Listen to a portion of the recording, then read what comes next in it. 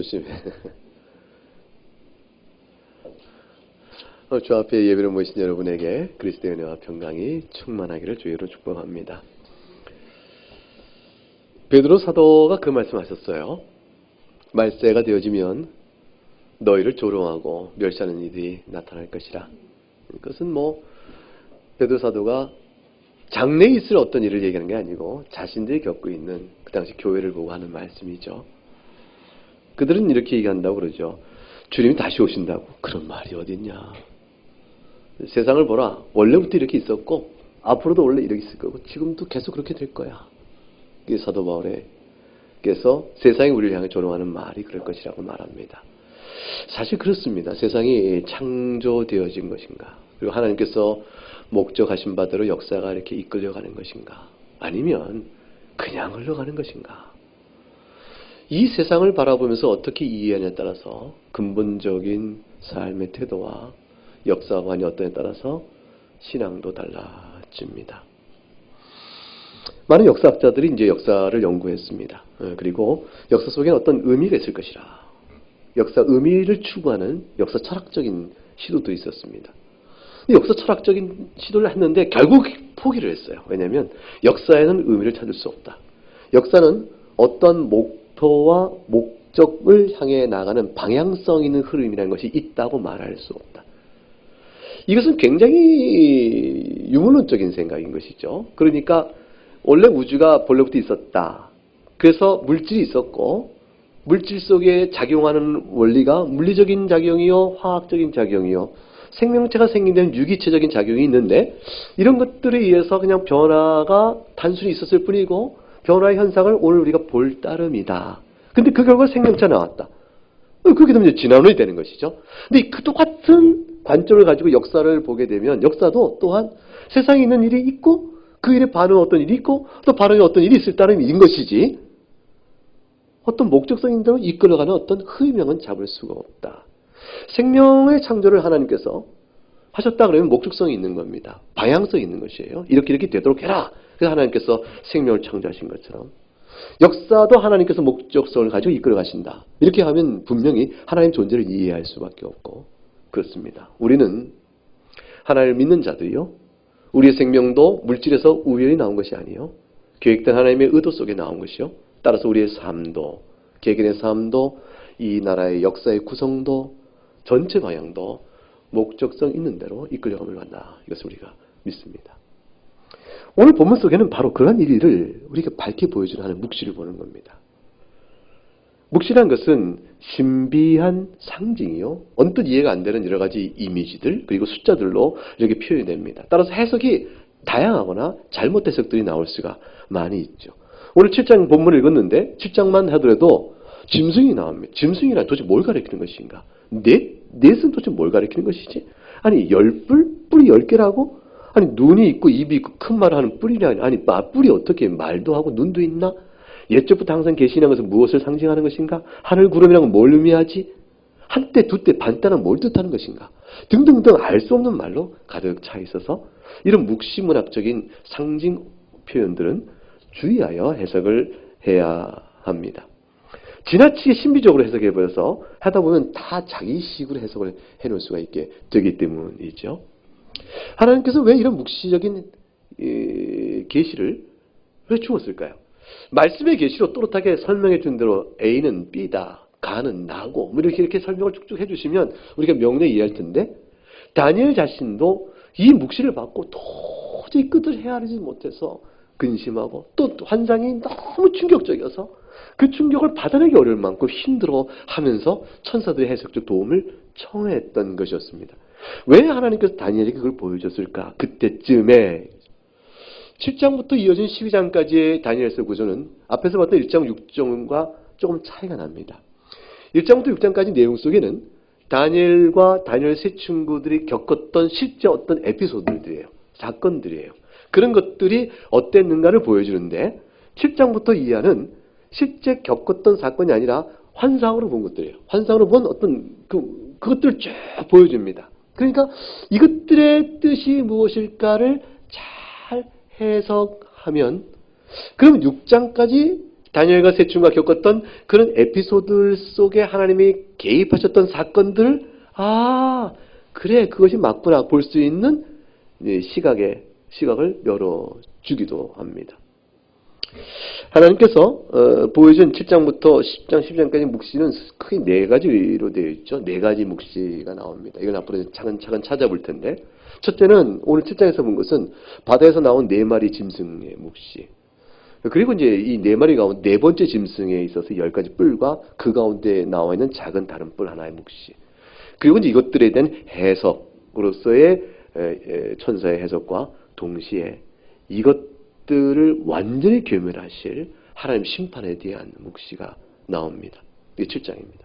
이 7장은 나머지 전체 뒤에 나오는 8장부터 세 가지 묵시의 전체 해석의 기본 틀이 되어지는 부분입니다.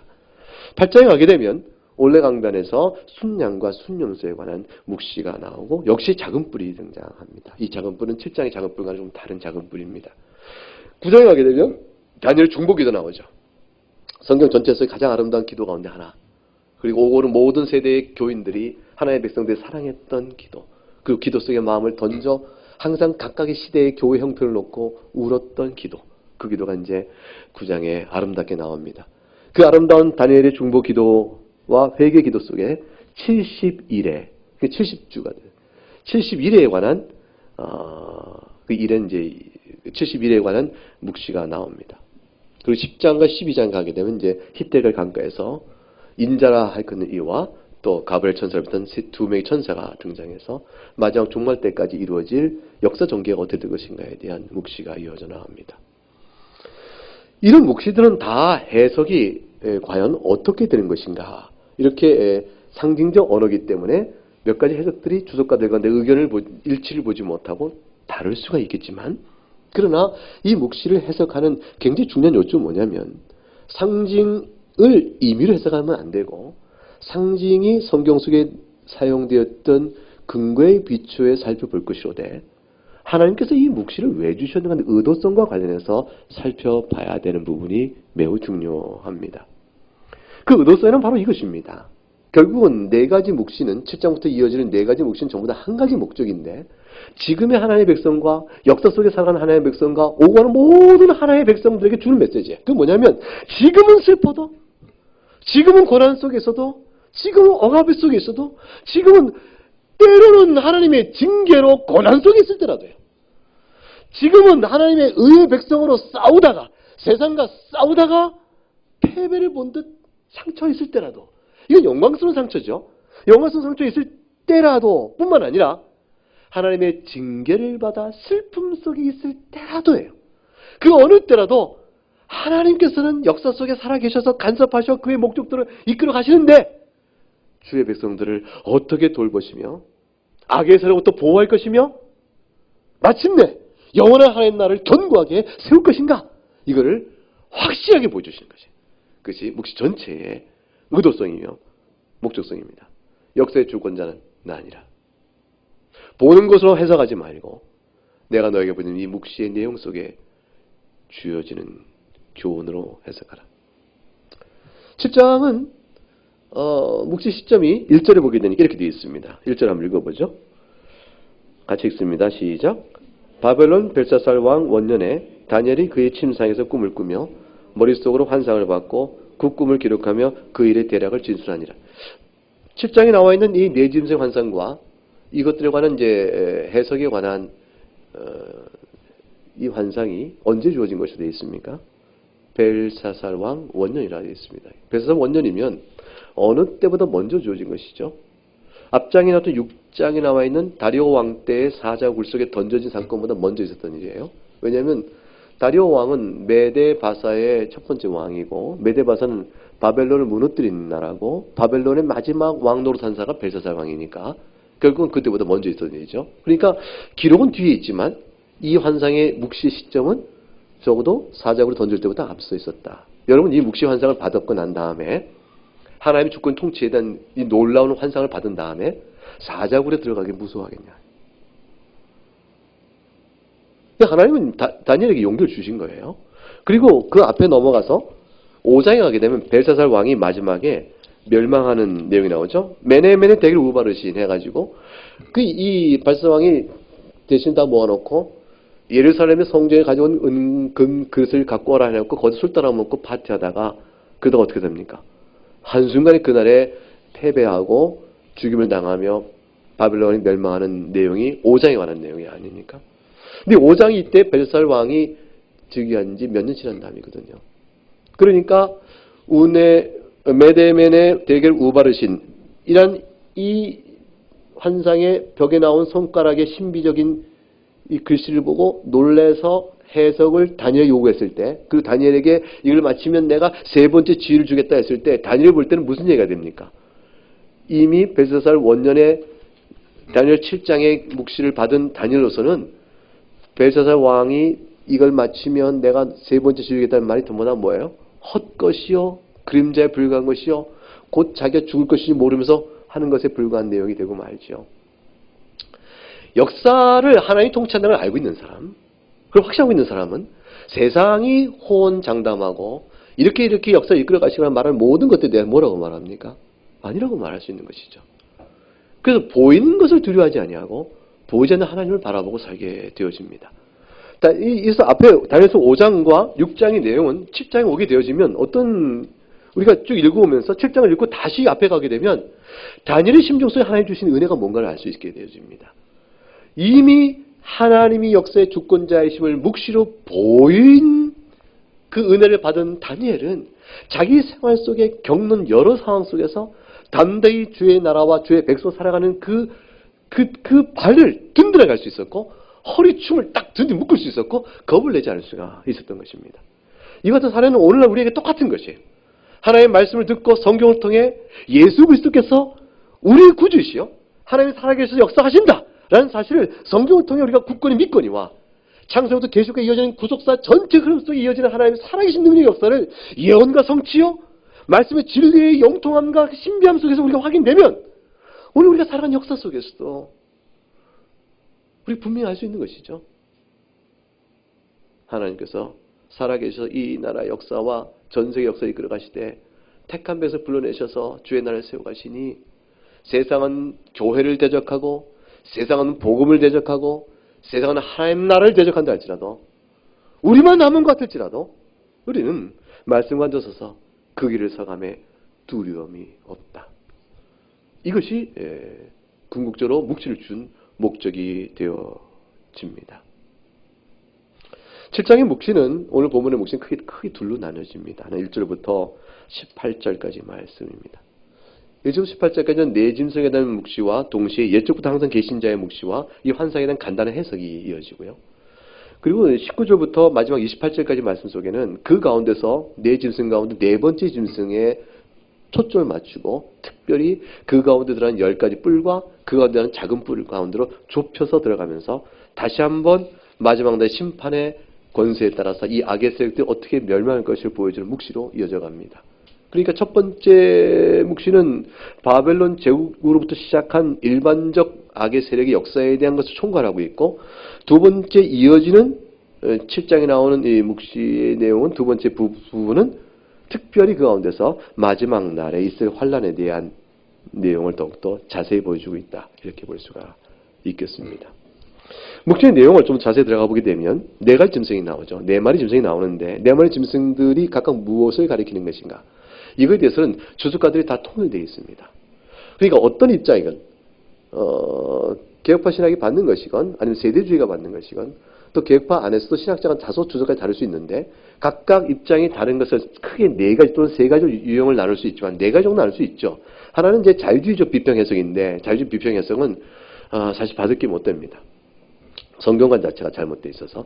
근데 그렇지 않고 보게 되지만 세 가지 해석이 있는데 그러나 그 해석들 가운데서 모두가 통일된 건 뭐냐면 이 네 짐승이 각각의 왕국을 가리킨다는 말에서는 통일되어 있습니다. 그것은 그럴 수밖에 없는 것이 왜냐하면 23절에 보게 되면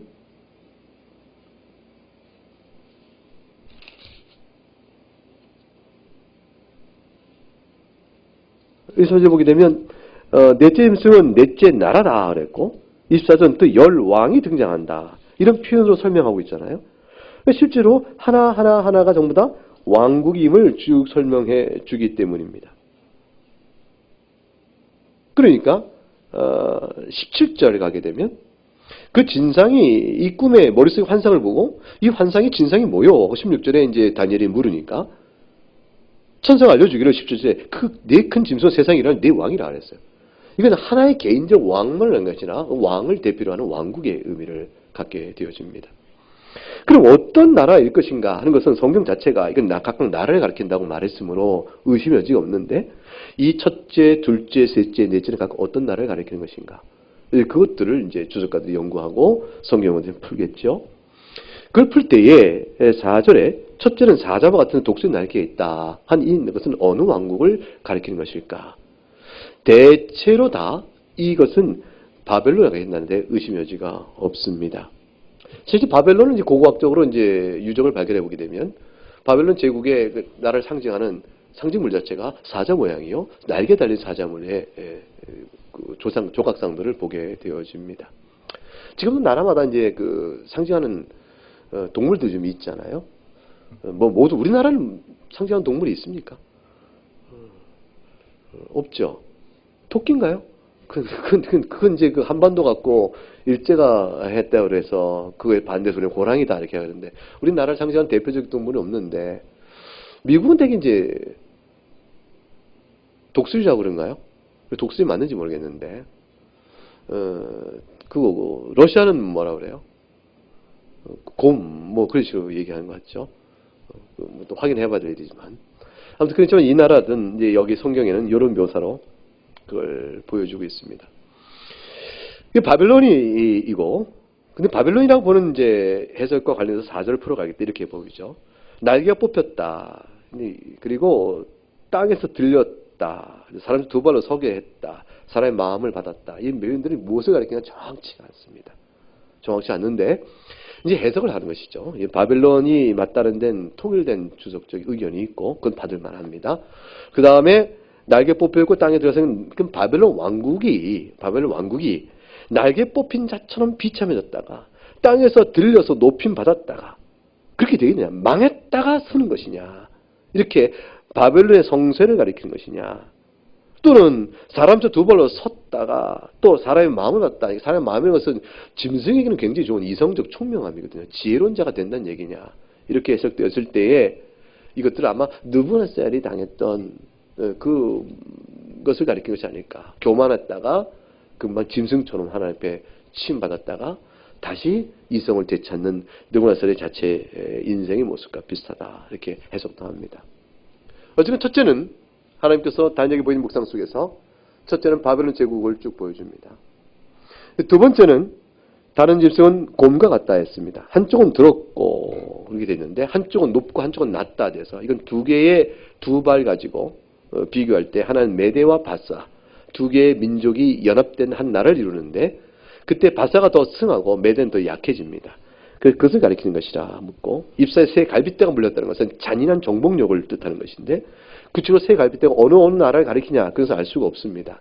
다만 굳이 말한다면 바벨론이요 또 루디아요 이집트란 나라를 메데바사가 정복하니까 그 나라가 아니겠느냐라고 생각을 해보지만 어쨌건 세 개의 갈빗대가 있던 것은 잔인한 정복력으로 가득 찬 나라다는 사실을 보여주고 그 뒤에 나와 있는 말이 일어나서 많은 고기를 먹으라 했으니 정복 야욕을 치우지 못하는 그런 나라로 보여준다고 보여줍니다. 특징이 그것인 것이죠. 메데바사란 나라일 것이다. 이렇게 봅니다.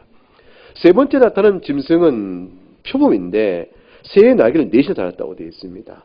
이 어느 나라 가르치느냐 할 때 이것은 일관되게 알렉산더 대왕을 나타내 보이고 이게 그리스 제국이다. 이렇게 얘기합니다. 왜 그런가 했더니 표범은 지상에서 가장 빨리 달리는 동물이요. 거기에 새의 날개를 두 개도 아니요. 네 개나 달았으니 하늘에서도 가장 빨리 달리는 짐승이 되어버립니다. 그래서 결국 이것은 정복을 해나가는 나라가 역사상 유례 없는 가장 빠른 속도로 침략을 쭉쭉쭉 해나가는 그런 모습을 그리고 있는 강대한 나라라 이렇게 보여집니다. 실제로 알렉산더가 그리스에서 힘을 얻어서 마게도니아를 이루고 또 정복해 나가는데 메데바사를 무너뜨려 버리거든요. 메데바사가 지배하던 나라가 얼마나 커요. 이집트까지 메데바사가 지배했었는데 중동 전역과 이집트까지 지배했던 전체 나라를 알렉산더는 불과 다 정복하고 인도까지 세력을 미친 데까지 10년밖에 안 걸립니다. 지금의 전투 속도로도 이게 뭐 감당이 어려울 만큼 저항을 무찌르고 나가는데 그 당시에 운송 수단을 생각해 보세요. 10년 만에 그 강단 제국을 형성해 버립니다. 그 빠른 속도의 전개가 표범이 세나에게 넷을 달았다는 상징성으로 된 것으로 해석을 합니다. 이제 네 번째 나라가 나오죠. 네 번째 짐승은 무섭고 놀라우며 매우 강하며 또 새로운 큰 이가 있다. 이게 묘사된 짐승이 없습니다. 지상의 어떤 짐승의 모습을 통해서 표현할 길이 없는 무서운 형태가 되어졌습니다. 아마 공룡을 했는지 모르겠어요. 상상을 그려버린 사람들이. 근데 매우 강하고 체류된 큰 이가 있어 먹고 부서뜨리고 그 나머지를 발로 밟았다. 그러니까 아주 잔인하고 완전히 전멸시킬 만한, 그러니까 이전의 짐승보다 훨씬 더 강력한 자입니다. 이 자는 누구라 할까 할 때 대체로 로마를 역사적으로 등장한 로마이면서 근데 그 뒤에 10뿔이 드러났다라는 것 때문에 10개의 왕들이 등장하는 것은 10개의 나라에 등장하는 것은 로마가 10개로 쪼개지지 않았거든요. 근데 세 번째 짐승은 날개를 넷이나 달았지만 머리가 몇이나 되어 있습니까? 4개로 되어 있어요. 그러니까 4개 된 것은 알렉산더 이후에 실제로 그리스가 4개의 나라로 쪼개집니다.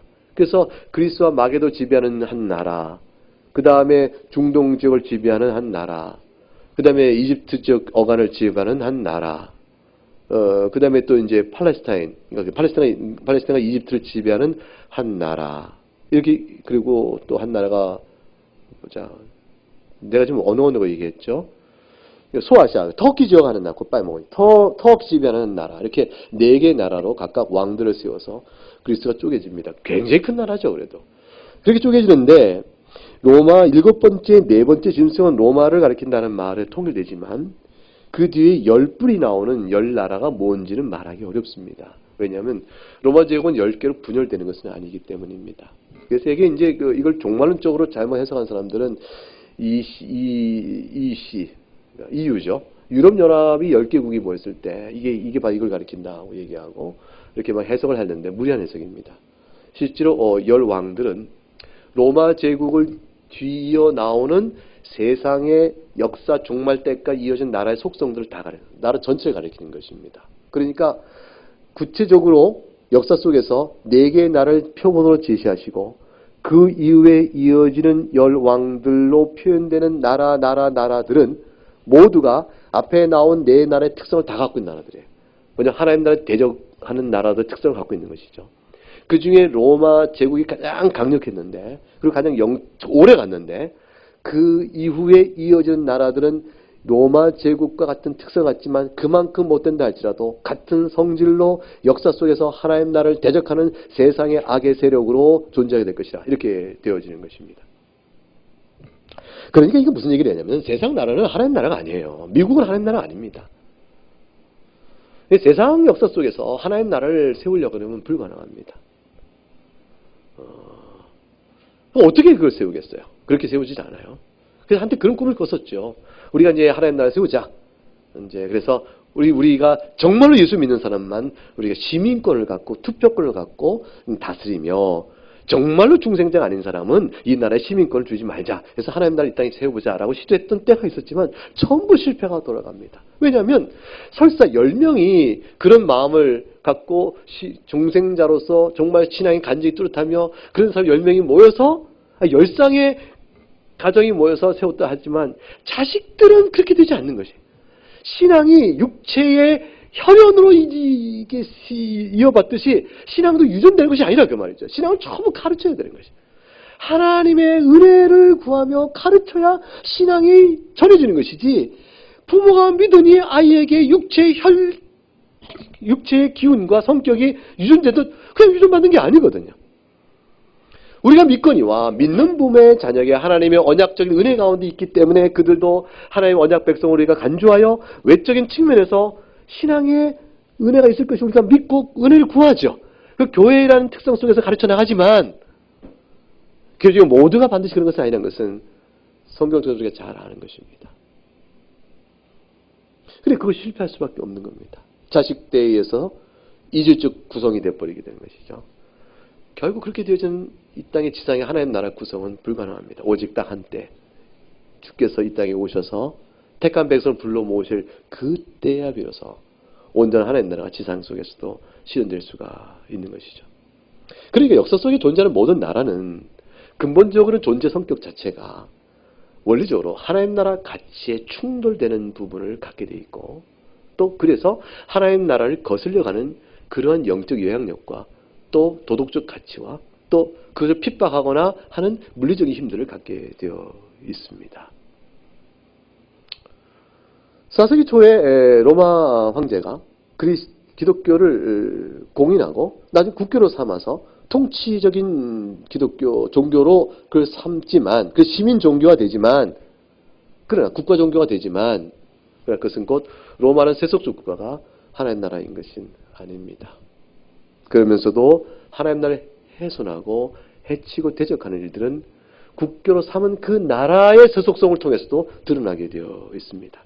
그래서 실제 기독교 국교라 할지라도 그 세속적 나라는 국교로 삼은 기독교가 가리키는 참된 하나님 나라의 원수 역할을 하기도 한다 그 말이에요. 신앙적인 기회를 보존하고 예배로 모일 수 있는 기회를 보존하고 복음 전파에 좋은 환경을 주는 측면이 있는 반면에 그것이 곧 하나님 나라를 보장하는 것은 아닌 것이죠. 무섭고 놀랍고 일곱째 나라는 그랬습니다. 10개 강한 나라도 이어져서 계속적으로 이어지며 주님 다시 오실 때까지 숱한 나라들이 등장하며 올 것인데, 그런데 10개의 나라가 계속 이어진 역사 속에서 특이하게 우리가 다니엘이 한 가지 한석을 봅니다. 그 틈 사이에 한 작은 뿔 하나 툭 쳐넘겨보게 됩니다. 이 작은 뿔은 작지만 실제 힘이 없어 작은 것이 아니고 10개의 나라 가운데서 이미 존재했던 3개의 나라를 뿌리채 뽑아버릴 만큼 강력한 힘을 가진 뿔이 되어집니다. 그러니까 뭐냐면 이어진 역사 속에서 비록 작은 것 같으나 실제로는 가장 강한 10개 나라의, 즉 10개라는 것은 꼭 구체적으로 10개가 아니라 그 뒤에 오는 수많은 나라들, 10이라는 숫자는 전체적인 숫자를 가리키는 수가 의미가 있으니까 로마 이후에 이어지는 같은 성격을 가진 수많은 나라들 가운데서 그 나라들 셋을 합친 것처럼 강한 어떠한 작은 세력이 등장한다는 것이, 모양은 작으나 실제 힘은 가장 강력한, 또 그것이 무엇일까? 근데 그것이 눈이 있다고 되어 있어요. 성경을 보니까 눈이 있다고 되어 있어요. 왜? 그 뿔에 눈이 있고 또 입이 있어 큰 말을 한다 되어 있습니다. 눈이 있으니 모든 걸 보는 것이요, 큰 말을 한다니 교만한 입을 돌려 하나님의 자리에 올라가는 자를 말합니다. 적그리스도죠. 적그리스도의 역할을 하는 이들이 많으나 이들은 또한 적그리스도로서의 실제 마지막에 최종적 힘을 발휘할 어떤 존재의 나타남을 얘기합니다. 이 데살로니가 후서 2장을 넘어가게 되면 가볼까요? 신약성경 데살로니가 후서 2장.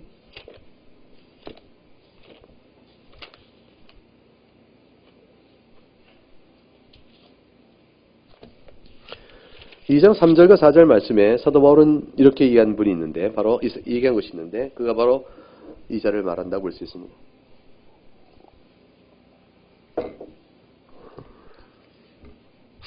2장 3절과 4절 같이 읽어보죠. 누가 어떻게 하여도 너희가 미혹되지 말라. 먼저 배교하는 일이 있고 저 불법의 사람 곧 멸망의 아들이 나타나기 전에는 그날이 이르지 아니하리니 그는 대적하는 자라 신이라 불리는 모든 것과 숭배를 받는 것에 대항하여 그 위에 자기를 높이고 하나님의 성전에 앉아 자기를 하나님이라고 내세우니라. 종교적 영광을 자신에게 차지하고 실제로 물리적 세력을 갖게 될 아주 특별한 존재가, 아주 이상한 존재가 나타날 것이라고 말합니다. 적그리스도의 현현이죠. 마지막 때에 그럴 것으로 보이게 됩니다. 인간이지만 초인적으로 보일 자. 그것이 오늘 7장에, 다니엘서 7장에 가게 되면 19절부터 그 말씀이 이제 나오는 것이죠. 가령 이제 8절에 보게 되면 첫 번째 뿔의 셋이 그 앞에 뿌리까지 뽑혔고 그 작은 사람의 눈 같은 눈들이 있고 또 입이 있어 큰 말을 하였다 있는데, 이게 이제 7장 19절 이하를 가게 되면 다니엘이 이 해석을 물어본단 말이죠. 넷째 짐승의 안에 확실히 알고자 하였으니 그것은 모든 중을 달라서 심히 무섭고 그 이는 쇠요 발톱은 노신이 먹고 부스러뜨리고 나머지는 발로 밟았으며 그것의 머리에 10뿔이 있고 그에 또 다른 뿔이 나오매 세 뿔이 그 앞에 다 빠져버렸다. 그 뿔에 눈도 있고 큰 말을 하는 입도 있고 그 모양이 그 동료보다 커 보이더라. 내가 본즉 21절 읽어보죠. 내가 본즉 이 뿔이 성도들과 더불어 싸워 그들에게 이겼더니, 이게 얼마나 강력하냐면 모든 성도와 교회를 다 파괴해버려요. 그래서 이 마지막에서는 이 마지막이 작은 뿔로 등장한 것은 그전에 있어서 열 뿔과 적 그리스도의 역할을 하는 것이며 하나님 나라의 대적자여 교회를 핍박하는 어떤 세력보다 커서 21절에 본 것처럼 성도들과 더불어 싸워 그들이 이겼다라고 할 만큼 완전히 악이 승리한 결정적인 모습을 보여주면 강력해 보입니다.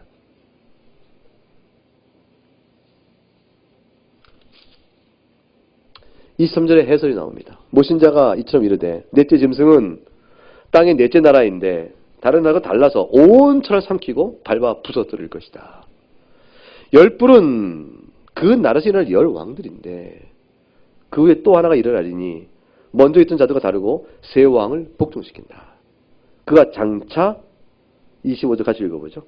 그가 장차 지극히 높으신 이를 말로 대적하며 또 지극히 높으신 이의 성도를 괴롭게 할 것이며 그가 또 때와 법을 고치고자 할 것이며 성도는 그의 손에 붙임받아 한 때와 두 때와 반 때를 지내리라.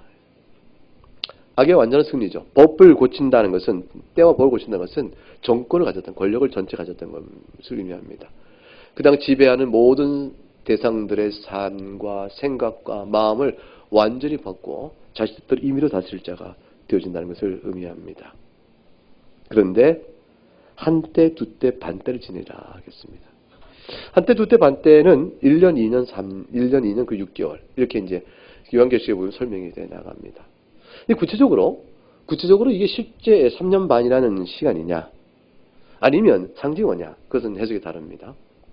그런데 일단 적어도 이 3년 반이라는 물리적 시간을 미리 보이지 않고 한때, 두때, 반때는 이 흐름을 보게 되면 상징 의미로 해석하면 이렇게 되어집니다.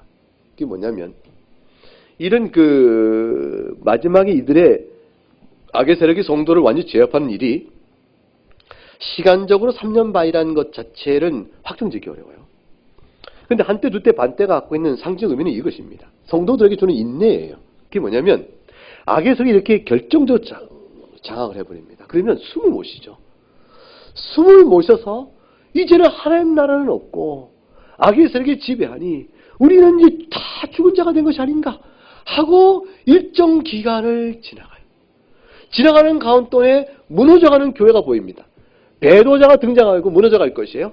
그런데 더 이상 견딜 수 없다 싶은 그때가 지났는데 다시 한번 이쯤에 하나님의 은혜의 손길이 있어서 그리스도의 재림으로 이 악의 세력을 빼야 될 것이 아닌가 싶고 우리 인내가 다 그때쯤에 주님이 재림하시면 딱 좋겠는데 그때로 다시 두 때나 더 나갑니다. 두 때나 더 가요. 한 때의 때가 되어 인내가 다할 그때쯤에 주의 재림으로 소망을 비춰주기는 고사하고 다시 그보다 두 배나 더 긴 암흑의 때가 다가온다는 것이 그게 두 때입니다. 그러니 그때쯤 가게 되면 완전 절망이죠. 누가 신앙을 지키겠어요? 누가 예수 이름을 부르겠어요? 누가 하나님 믿는다고 말하겠습니까? 그렇게 두 때라던 더 긴 암흑의 기간이 와서 절망에 빠져 배도하고 교회가 바닥을 치게 될 때 사실은 그때가 반때밖에 안 남은 때예요.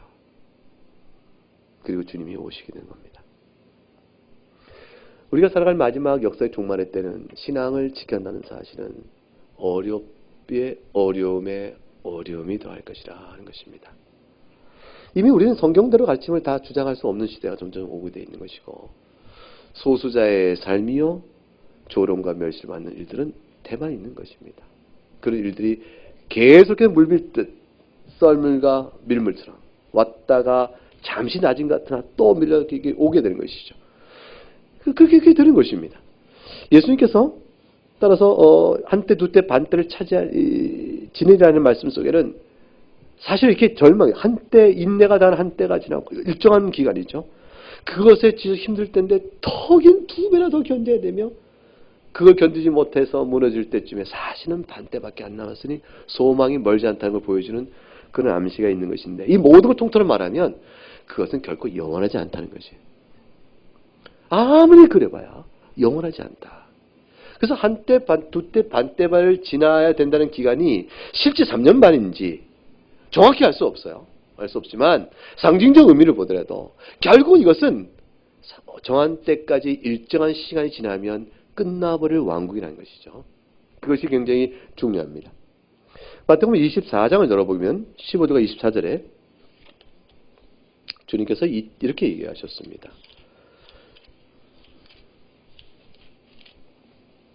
마태복음 24장 15절과 24절. 그러므로 너희가 선지자 다니엘이 말한 바 멸망에 가증한 것이 거룩한 곳에 선 것을 보거든 읽는 자는 깨달을진저. 그때 유대에 있는 자는 산으로 도망할지어다. 지붕에 있는 자는 집안에 있는 물건을 가지러 내려가지 말며 밭에 있는 겉옷을 가지러 뒤로 돌이키지 말지어다. 그날 아이 벤 자들과 젖먹인 자들과 화가 있으리로다. 너희가 도망하는 이 겨울이나 안식이 되지 않도록 기도하라. 이는 그때 큰 환란이 있겠습니다. 창세부터 지금까지 이런 환란이 없어 후회도 없으리라. 환란의 무시무시함을 얘기합니다. 그리고 그 날의 길을 얘기합니다. 22절. 그 날들을 감하지 아니하면 모든 육체 구원 얻지 못할 것이나 그가 택하시는 위하여 그날 감하시리라. 그래서 한때 두때 반때예요. 결국은 반때로 감아야지. 한때 두때 셋도 넘어가지 않고 한때 두때 반때로 되어져서 그날에 사람이 너에게 말하되 그리스도 여기 있다 혹은 저기 있다 해도 믿지 마라. 거짓 그리스도와 거짓 선지자 일어나 큰 표적 기사를 보여 할 수만 있다면 택한 자도 미워하리라. 강력한 적그리스도 세력이 결국 주님 다시 오실 그때쯤에 대한 더욱더 강해질 것입니다. 주님 다시 오실 때가 된다는 얘기는 희망적인 사인, 온 세상에 복음이 다 전해지고 민족들의 복음이 다 전파되어지면서 교회의 세력이 왕성해지고 다 복음 안에 새로워진 세력들이 점점 이 역사 속에 많아지는 그런 때가 되어질 때쯤에 주님 다 보시면 얼마나 좋을까요? 근데 그렇지 않다는 것이죠. 그렇지 않습니다.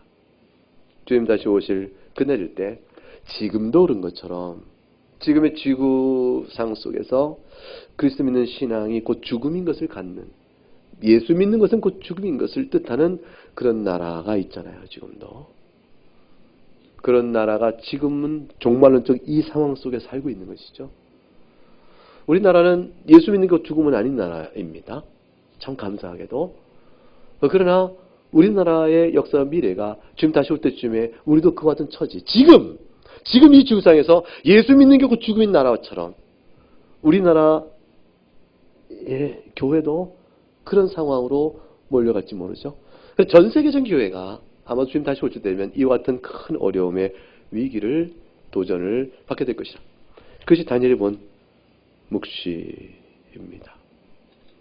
결국은 성도에게는 각각 살아가는 시기와 역사 섭리에 따라서 하나님께서 어찌 우리를 돌아보지 아니하시나?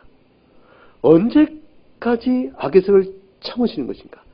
하나님은 우리를 구원하시는가? 하나님 나는 있긴 있는 것인가? 라는 이런 질문 앞에서 하나님께 기도하고 울부짖을 그럴 때를 겪게 될 것입니다. 그럴 때가 역사 속에 계속 있어 왔고 앞으로도 있을 것이며 우리도 준비하라는 것이죠. 다니엘은 그걸 보여준 것이에요. 그리고 너희가 겪고 있는, 다니엘아 네가 겪고 있는 이 고난은 바로 지금 네가 이스라엘이 바벨론 포로가 되어 있는 이 상황은 바로 그런 상황이다. 그러나 그래 다니엘에게 절망이 아니요 소망을 줍니다. 그 힘을 줍니다. 아주 그 북돋습니다. 다니엘이 다리에 힘을 딱 주고 다리오 왕이 사자굴에 던질지라도 눈알 깜짝 들어갔을 만큼 담대한 마음을 갖습니다. 왜 그래요? 하나님의 심판이, 이 악의 나라를 향한 하나님의 심판이 단번에 이룰 것을 봤기 때문입니다. 9절 말씀을 보면 다니엘서 7장 9절에 이렇게 되어 있죠. 9절을 같이 읽어보겠습니다. 시작. 내가 보니 왕자가 놓이고 옛적부터 항상 계시니가 좌정하셨는데 그의 옷은 희기가 눈 같고 그의 머리털은 깨끗한 양의 털 같고 그의 보좌는 불꽃이요 그의 밖에는 타오르는 불이며 또 다른 환상이 보여줍니다. 그 묵시가 보여줍니다. 하늘을 보라. 하늘을 물어보게 되면 땅에서 눈을 돌려 하늘을 보라. 왕자가 있다. 보좌가 있다. 옛적부터 항상 계시니 처음부터 계시니 이 세상을 만드신 분 누구시죠? 창조주 하나님. 그분이 계시니 그분이 좌정하고 계시다. 영원 통치하는 하나님의 존재를 바라봐라. 그의 옷은 희기가 눈 같고 머리털은 깨끗한 양털 같으니 실로 거룩하신 분이니 세상 속에 있는 악의 나라를 심판하지 아니하시겠는가. 그의 보좌는 과연 불꽃이니 불꽃에서 뭐가 나요? 불이 쏟아져 나오네.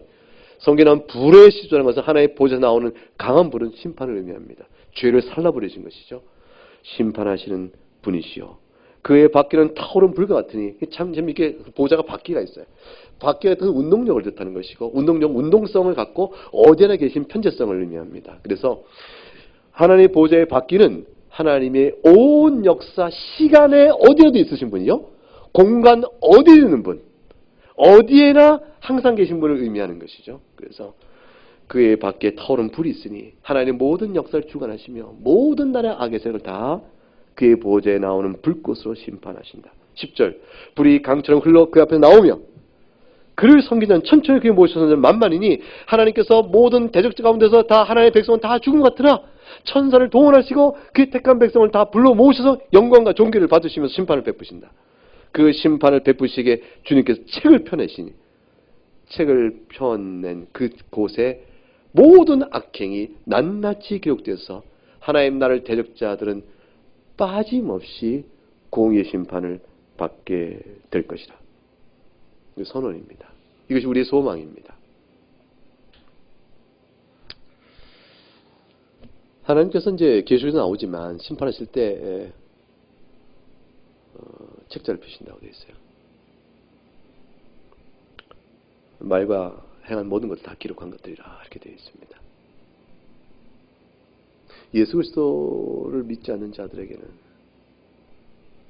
그 모든 선악간에 행한 그 책 속에 기록된 일들을 어떻게 심판을 받죠?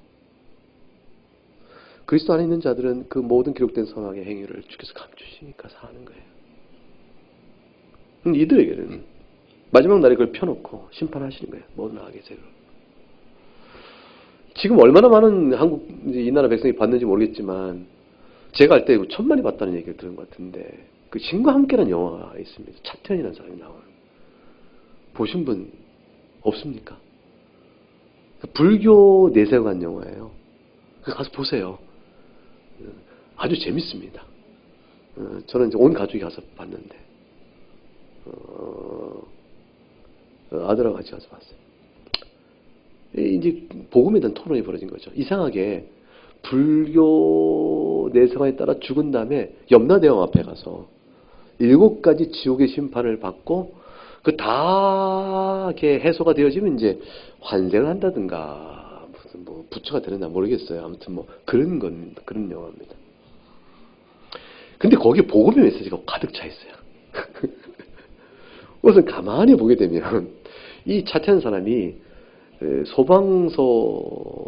소방대원인데 불길에서 사람을 생명 구하다 자기가 떨어져 죽는 거예요. 그러니까 다른 생명을 희생적으로 사랑해 죽으니까 죽자마자 악인이라는 편말이 아니라 귀인이라는 편말을 받아요. 그러니까 이런 사람은 수십 년 만에 하나가 왔다 해서 지옥에서 저승사자들이 잔치를 벌려요. 막 너무너무 반갑다. 그러니까 이제 차태현만큼 다른 사람 생명에 자기 생명을 바친 사람이 쉽지 않은데 그 귀인인데 이 귀인이 지옥의 심판을 다 건너기가 어려운 겁니다. 거짓말한 죄, 뭐한 죄가 참 많은 거예요. 자기 엄마가 농아인데 농아인 엄마를 청소년 때 베개로 이렇게 엄마를 질식시킬까 하는 이 삶의 어려움 때문에 그런 행위를 하다가 동생이 보고 말려서 차마 그러지 못하고 집을 뛰쳐나갑니다. 그리고 너무 자책이 돼서 아파서 열심히 밤낮 3가지 잡을 뛰면서 돈을 모아 농아인 엄마가 생활이 어려우니까 계속 집에 송금을 하고 그 다음에 거짓말을 펼쳐서 좋은 직장 들어갔다 그러고 거짓말을 펼쳐서 좋은 아내를 만나 결혼했다 그러고 거짓말을 펼쳐서 아들도 낳았다 그러고 가짜 사진을 보내기도 하고 막 이렇게 거짓말한 거죠. 엄마를 위로하기 위해서. 이제 그게 이제 낱낱이 죄가 다 드러나는 거예요. 이제 거짓말했다. 근데 이제 그 변호인이 있어요. 검찰만 있는 게 아니라 가보니까 영화는 그래요. 그래서 변호인이 근데 거짓말은 사실은 회개하는 마음을 한 것이다. 이래서 이제 변호를 합니다. 근데 엄마는 자기 아들이 이게 자기를 베개로 계속 질식해 하려는 것을 자고 있으면서 알아요. 근데 저항을 안 한 거죠. 자식에 미안한 인생의 마음에서. 그냥 이게 휴머니즘이죠. 눈물이 쭉 흐르죠. 안 울 수가 없어요. 영화 내내 이제 슬픈 장면이 많아요. 막 그러니까 감동이 있고 그래요. 그런데 이 사람이 지옥의 심판을 통과하기 어려운 거예요. 상당히 훌륭하게 살았다는 귀인의 표대를 딱지를 받고 들어갔지만 실패할 위기가 너무 많은 겁니다. 죄 없는 사람. 그러니까 염라대왕이 나중에 이렇게 선언해요. 이 세상에 죄 없는 사람들은 없다. 이거 성경인데? 오직 용서를 받아야만 된다. 그런 자만이 여기를 떠날 수 있다. 그 성경인데? 근데 용서를 구하는 이들이 없다. 그 성경인데? 그래서 뭐라 하냐면 예정대로 저 사람은 그렇게 죽지만 이제 차태현이 죽었어요. 죽어서 자기가 산 줄 알고 왔는데 자기 시체를 놓고 사람들이 그러니까 용모씨 나 여기 있는데 근데 자기는 뭐 이게 안 될 거 아니에요. 그러니까 이제 내 죽은 영혼을 그린 거죠. 영화 속에서. 그러면서 이제 저거서 이게 당신은 예정대로 죽은 것이요. 예정도 하나님의 작정인데. 영을 보고 나면 딱 한 가지 남습니다. 둘 중에 하나예요. 만약 이것이 사실이면 나는 지옥에서 못 나오겠구나. 그거 하나 남아요. 그 둘째, 그 무서움을 떨쳐보려면 에이 그냥 판타지야. 누가 믿어? 라는 수밖에 없어요. 왜냐하면 그리스도가 없기 때문에. 그 영화는 결국은 모든 종교의 내세관은 선악간에 심판합니다. 행위의 책자를 펴고 심판하세요. 펼칩니다. 펼치고 몇 년, 몇 월, 며칠 너! 나오는 거예요. 사건들이 딱 나오는 겁니다. 낱낱이로 돼 있겠죠. 낱낱이. 근데 재밌어요. 거기도 그 디지털 시대인가 봐. 지옥도. 책을 안 피고 이렇게 벽면에서 쫙 보여줘. 이렇게 영상을 보여줘. 쫙 영상 이미지가 쫙. 그러니까 이 테크닉의 발달이 이렇게 좋지만 하는 거 다 보여지는 실제 글로 보는 것도 다르잖아요. 살 수가 없어요. 살 수가. 모든 종교는 선악간의 행위 심판이에요. 그걸 진지하게 받아보면 그다음부터 인생이 큰 낙심과 절망이 들어가야 합니다. 근데 사람들 보고 히히 웃죠? 야 재밌다 소풍 없냐? 이렇게 되죠? 죽음이 두렵지 않은 사람. 하나님의 심판을 두렵지 않는 사람. 이 마음이 미련해져서 어두워져서 하나님의 존재, 심판의 존재를 경멸하는 사람들이 다 돼버린 겁니다. 유물론적, 자연주의적 세계관에 다 쩔어서 누가 아냐? 그래놓고 그냥 살고 마는 사람. 하나님을 믿는 예수 그리스도에 속한 사람들은 정말 은혜를 받은 사람들이에요. 정말 우리는 얼마나 복된 사람인지 모릅니다. 인생이 한번 죽는 것은 정한 이치라. 모르는 사람 누가 있어요? 근데 그 심판이 있다. 이거를 확실히 믿는 사람이요. 심판이 있은지 어찌 살고 예수 그리스도의 은혜의 생명밖에 없다는 사실을 아는 사람이요. 그 지금 사는 인생상이 다르잖아요, 우리가. 우리 저도 같이 살지 않아요. 물론 특별히 달라서 고상하지는 못하지만 소원한 가치와 마음속을 다스려는 다르다 그 말이죠. 이렇게 살아가는 인생. 신과 함께는 널리 이 백성이 보아 그리스도 안에 나와 그리스도 앞으로 나와야겠구나. 그래서 그 앞에 전도하면 잘 될 것 같아요. 그 앞에서 전도 쪽지 나눠주면 잘 보셨습니까? 한번 읽어보세요. 보셨어요? 읽어보세요. 더 쉽게 이해할 겁니다. 이렇게 놔주면 좋겠다 싶어요. 하나님 심판하십니다. 순간에 심판하실 그날이 오게 되면 역사 속에 가장 강력하며 가장 무시무시한 나라가 한순간에 사라집니다. 그 존재가 11절에 보니까 한순간에 사라져버립니다. 짐승이 죽임당하고 시체가 상함되어 타오르는 불에 던져져 버린다. 로마 제국으로 상징되었고 그 로마 제국의 상징성에 따라 이어져는 모든 나라들이 네 번째 짐승 안에 들어가는데 그 넷째 짐승으로 상징되었던 그 이후의 역사 속에 존재하는 모든 그와 같은 나라들이 한순간에 타오르는 불에 던져집니다. 영원한 불모 심판에 들어가 버리는 것이죠. 그 남은 짐승들이 그의 권세를 빼앗겼으나 그 앞에 있던 짐승들, 첫째, 둘째, 셋째 짐승들이 권세는 없이 생명을 보존되어 실제 택한 자의 영혼을 상하게 하지 못하면서도 정한 시기까지 악하게 발악을 하게 됩니다. 13절에 인자 같은 이가 나옵니다. 하나님께서 9절에 옛적부터 항상 계신 그 하나님께서 이들을 다 멸하시고 13절에 인자 같은 이 누굴까요? 우리 주 예수 그리스도시죠. 그분에게로 나와 14절 권세와 영광과 나라를 다 받으시고 모든 백성과 나라들과 다른 언어를 말하는 모든 자들이 그를 섬기하였으니 우리가 여기 속한 것이에요. 여기 우리가 한 자리 갖고 있는 것입니다. 그리고 그의 권세는 소멸되지 않는 영원한 권세요. 그의 나라를 멸망하지 아니할 것이라 말씀했습니다. 그래서 예수님께서 마태복음 28장 18절에 하늘과 땅의 모든 것을 내게 주셨다 말씀을 이 말씀이시죠. 받으시는 것입니다. 마가복음 13장 21절 26절에 어떤 사람이 너에게 와서 보라 그리스도 여기 있다 여기 있다 하여도 믿지 말라. 인자가 구름을 타고 큰 권능과 영광을 올 것을 너희가 볼 것이라.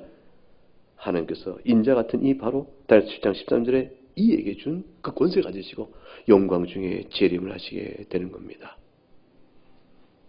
마가복음 14장에서도 같은 말씀이 나옵니다. 대제사장이 묻지요. 네가 찬송받을 이의 아들 그리스도냐? 대제사장이 묻자 예수님 이렇게 대답하십니다. 내가 그의 나라 인자가 권능의 자의 우편에 앉은 것과 하늘 구름을 타고 오는 것을 너희가 볼 것이다. 나다 말씀하십니다. 다니엘서 7장 13절 14절이 바로 주님 자신이심을 주님께서 말씀해 보셨어요. 그래서 중풍병자가 걸린 자에게 주님께서 병을 고쳐주시거나 하잖아요. 그 주님 뭐라고 하시냐면 네 죄 사함을 받았느니라 이렇게 말씀하시죠. 일어나 걸어라 이렇게 말씀 안 하시고 네 죄 사함을 받았느니라. 그 난리가 나잖아요. 하나님만이 권세 죄 사함을 하시는데 네가 뭔데? 라고 난리할 주님께서 그렇게 말씀을 하신 까닭이 뭘까요? 뻔히 그 반응을 알면서도 하나님께서 주 예수 그리스도께서 마지막에 이 권세를 가지신 분이시기 때문이십니다. 죄 사함의 권세 그에게만 있는 겁니다. 그러니 옛적부터 계신 이요 처음부터 계신 하나님께서 심판하실 그날에 살 길은 주 예수 그리스도 외에는 없으니 우리에게 소망은 오직 십자가뿐이라. 22절 가게 되니까 옛적부터 22절 같이 읽어봅니다. 시작. 옛적부터 항상 계신 이가 와서 지극히 높으신 이의 성도들 위하여 원한을 풀어주셨고 때가 이름에 성도들이 나라를 얻었더라 그랬습니다. 우리의 원한 그 슬픔과 고난 속에 견디하는 그 때는 주님께서 마지막 날에 그렇게 해결해 주십니다. 주님의 재림은 반드시 있고 역사를 바라보는 관점도 그거에 따라 우리는 바라봐야 합니다. 여러분 개개인의 인생도 마찬가지입니다. 주님을 곧 만나 뵐 것입니다. 주님 만나 보실 때 주님을 배울 그날을 바라보며 오늘의 인생을 변화시키고 조정하고 나가는 겁니다. 감사함으로 찬송하며 사는 겁니다. 잊지 마시기 바랍니다. 우리의 시민권은 하늘에 있다. 우리의 시민권은 하늘에 있다. 거기서 또 구원한 자 곧 예수 그리스도를 기다리는 삶이 우리 살아가는 인생이요. 성도는 그렇게 살아가는 가운데 역사 전체를 주관하는 하나님의 손길 안에서 사는 것이라. 그것이 오늘 준 오고 오는 모든 세대 주는 하나님의 묵시의 교훈입니다. 네, 우리 잠깐 기도하겠습니다. 하나님